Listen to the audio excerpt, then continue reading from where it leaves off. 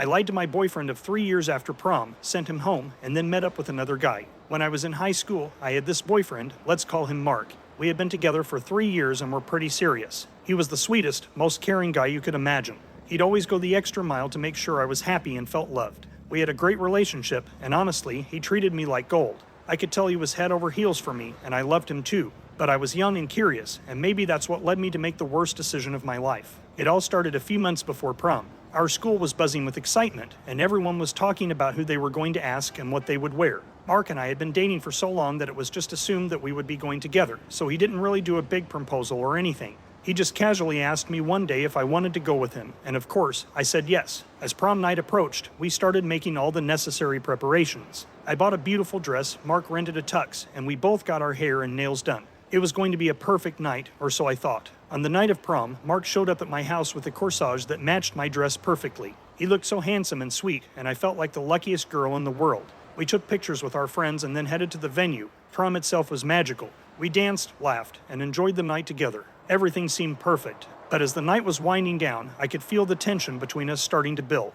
We both knew what was coming next. You see, Mark and I had never gone all the way. We had talked about it before, but we had always agreed to wait until the right moment. Now, it seemed like that moment had finally come. But for some reason, I just wasn't sure if I was ready to take that step with him. After prom was over, we went back to his place, and I could tell that he was expecting us to finally go all the way. But as he tried to kiss me, I pulled away and told him that I had a headache. I could see the disappointment in his eyes, but he didn't push me. Instead, he told me to rest and that he would take me home whenever I felt better. So, he left the room to give me some space, and I laid down on his bed, trying to clear my head. I knew I had hurt him, but I just couldn't shake the feeling that something was missing. And that's when my phone buzzed. It was a text from a guy I knew from school. Let's call him Jake. Jake was the typical bad boy type. He had a reputation for being a player, and everyone knew that he was trouble. But for some reason, I found myself drawn to him. We had been flirting back and forth for a few weeks, but I never thought I would actually act on it, especially not on prom night. In his text, Jake told me that he was at a party nearby and that I should come by if I wanted to have some real fun.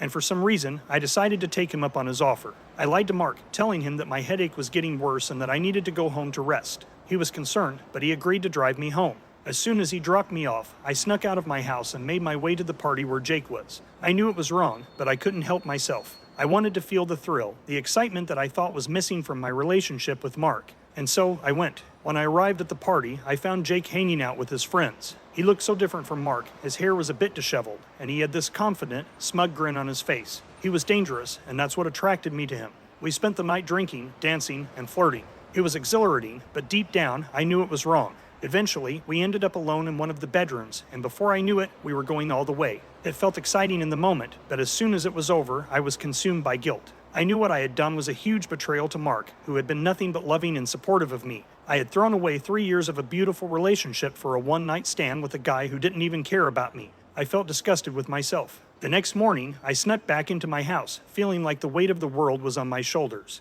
I knew I had to tell Mark the truth, but I was terrified of losing him. I tried to act normal, but I could tell that he sensed something was off. A few days later, I finally mustered up the courage to confess everything to Mark. I told him about the party, about Jake, and about how I had betrayed his trust. He listened quietly, his face a mixture of sadness and disbelief. When I was done, he didn't say anything for a long time. I could tell that he was trying to process everything I had just told him. Finally, he looked me in the eye and said, "I don't understand. I thought we had something special. Why would you do this to me?" I tried to explain my feelings, my desire for excitement and the thrill of the unknown, but it all just sounded so shallow and selfish. Mark shook his head, tears in his eyes, and told me that he couldn't be with someone who would betray him like that. He said that he still loved me, but that he needed time to heal and figure out if he could ever trust me again. And so, we broke up.